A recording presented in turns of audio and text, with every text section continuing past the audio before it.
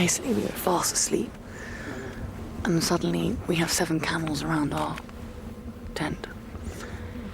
And they want us to go with them now to Timbuktu. What should we do? Well, pack up and get chop chop. I mean, you know, shit. I'm not sure what to do. There's a lot of haggling, and I'm definitely going to keep quiet. I think a white female in the middle of the desert, I'm not feeling too confident. Non, bon, me donner un mieux prix, hein. C'est trop ça. 50 000, c'est trop. Ah ouais, c'est qui? Ouais. Bon, pour moi, c'est d'aller à Timbuktu. How much do you want to pay to go to Timbuktu? What's he Pick a saying? figure About? out. He's saying 50. Take a figure off the top of your head. 30? 30. 30. 30. 10, 10, 10. Non, non, non. Je dis non, non, non.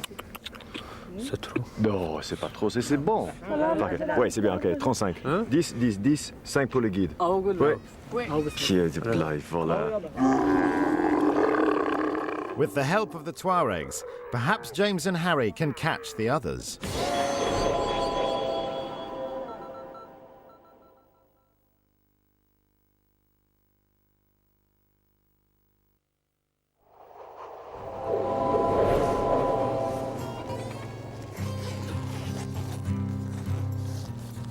Oh, it's looking good out here.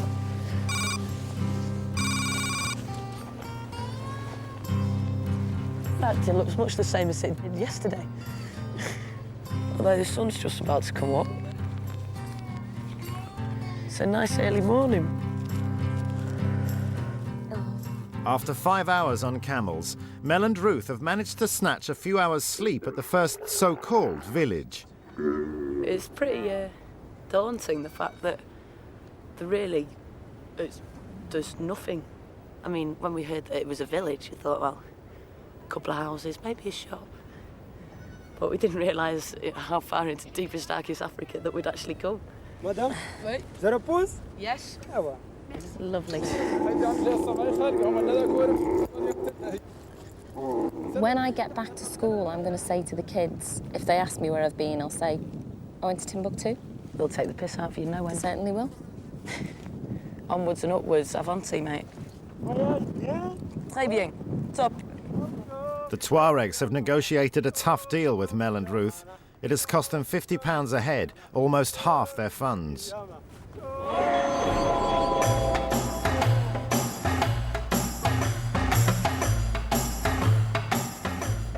We are allegedly on the road to Timbuktu.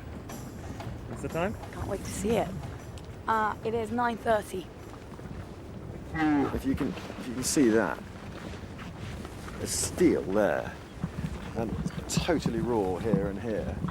Plus, there's not much give. So every time you kind of rock forward, I'm just smacking my balls every time it rocks forward. It really is, actually, to be honest. It's fucking painful. Really, what you doing? Timbuktu. Eh, why? Timbuktu. We have sight of Timbuktu right over in the distance.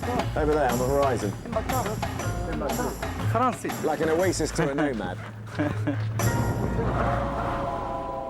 Having travelled non-stop through the night, Nana and Stuart are the first to arrive in Timbuktu. It's the money thing. Again, we the price. and now we've got there and they've changed their mind. No, they say no more. To them, it's to them.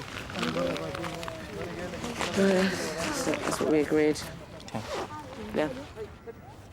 They end up settling on £40 a head, so a third of their money has gone on a 10-hour camel ride. That's fucking silly. Oh, sorry, mind my French. It's absolutely ridiculous. They're taking the mickey. We're going to find the hotel. So you just can't get away from these people. They know you've got money. They want to take every single penny you've got just because they know you've got it. I thought it was going to be more than this. A dump, man. Yeah. There's no electricity. No free-flowing water. Is it? There's no nothing. Kind of disappointed, really. I was hoping that we'd find somewhere we could actually go into, book a cab. No, it's not that easy, is it?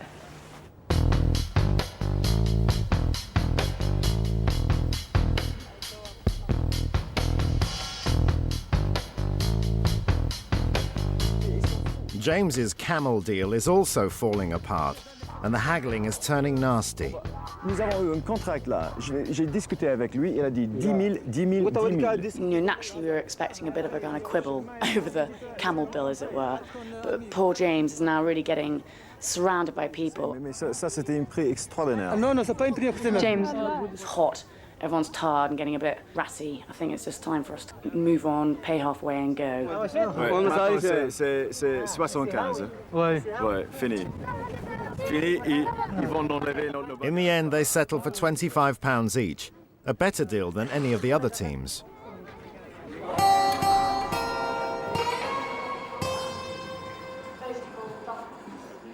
Well, we just finally managed to complete the negotiation with those guys out there. They've taken 400 francs off us each for that journey. But now I'm negotiating with this guy to try and get a car from here to Mopti. But the problem with the car is it's going to cost us too much money, so we're just trying to negotiate at the moment, see if there's anything that we can offer them to make it cheaper for us to get the price down so we can get there, or maybe pick up people along the way. By riding through the night, Nana and Stuart gained a 5-hour lead over the others. After their shaky start, James and Harry rode non-stop to Timbuktu. Mel and Ruth are several hours behind the other two teams and are still out in the desert. The next staging post is Mopti, 250 miles away. It is unsafe to cross the Sahara overland, so the teams have been told to head west to Dakar, while they'll be given prepaid air tickets to Casablanca. Nana hatches a cunning plan. As they don't have enough money to rent a car on their own, they'll try to trick James and Harry into paying £200 of the £300 fare. Right now, we're going to pick up the others and negotiate a deal. We're going to charge them 650 francs each to be taken to Mopti. It's up to them. We won't tell them the alternative either, so... That's if they fall for it, but it's worth a try. We've got nothing to lose. It's up to them. They set off to intercept James and Harry as they enter town. That's cool. We'll all be on the same boat. Oh, good. We can go superb 650. Think about it. Hiya. Yeah, hiya, sweeties. How you doing? So we will come and shoot you up and see if you guys wanted to negotiate a deal with us and come with us. Ils sont payés en combien, monsieur? Ici. Combien pour tout, pour 6 personnes? Three, those three. Combien? Remember what we were saying? To those guys. We could charge them, because we're inviting you guys in. Ici, combien? What is the price? C'est le dernier prix qu'on a dit. Le dernier prix, c'était quoi? C'est 300. 300 Ouais. 1000. 300 000 pour 450 km. Mais vraiment, vous payez 300 If you want, you can, 000, c'est... you can save your money and walk to Mopti. Oh, man. Nana and Stuart can't afford the car on their own, so now they must come up with a new plan. We hadn't planned on him speaking such good French and knowing the exchange rate. We've been really clever here. If we spend that, then we're finished. So we need to have some money, because we have to get better at our negotiations. Yeah. Just because we got ripped off doesn't matter. You just carry on. But we let the others make us feel worse, didn't we? And they were enjoying it as well. You idiots! How could you be so stupid? We've only paid this. Ha ha ha. Look at them. They completely ignore the fact that we managed to get a 5-hour advantage on them. What they couldn't believe was that we were stupid enough to mess it up. What the locals have failed to tell Nana and Stuart is that for the same price as a car to Mopti, they could buy plane tickets. And it just so happens the first flight in months leaves Timbuktu the next morning. Marley is crazy about football, and that passion gives James an idea for an escape plan. The captain of the local team also happens to be the Air Marley rep, and James is angling for free seats. James is trying to persuade them that, because he works in the football industry, he can get kits or signed footballs and stuff sent over to them, no problem. He'd definitely do it if they kind of did a team photo. Manchester United, okay? So. Manchester United! Manchester United! Manchester United! Manchester United! Liverpool! Arsenal, pas Liverpool. Liverpool, on voit rien. Arsenal! Arsenal! Arsenal! Arsenal! Chelsea! Chelsea! Chelsea! Chelsea! Fulham! Fulham! Fulham! Fulham! Mel and Ruth are the last to arrive in Timbuktu.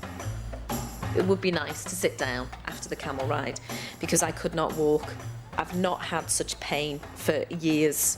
As I'm walking into Timbuktu and I'm seeing the poverty and open sewers, I'm thinking, oh, there's just not going to be any relief here. So we're going to keep going no matter what. Maybe he's got a... Within minutes of entering town, the local taxi drivers begin hustling for their business. But Mel and Ruth are looking for a cheaper way west. What we need is something like a delivery van, something that is going that way anyway. Something that's going somewhere.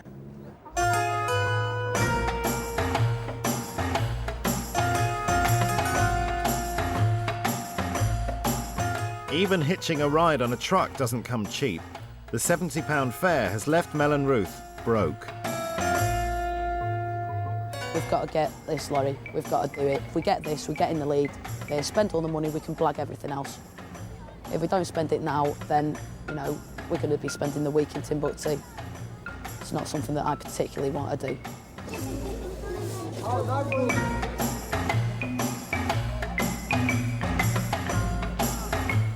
At least they managed to get the best seats.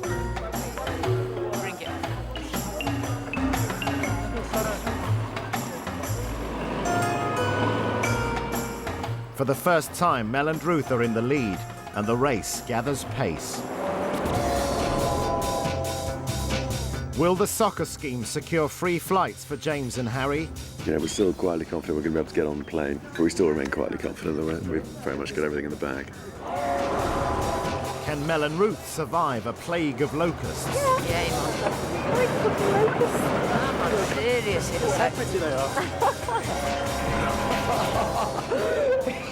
Very pleased with ourselves. Very pleased with ourselves. And can Nana and Stuart steal back their lead? Yeah.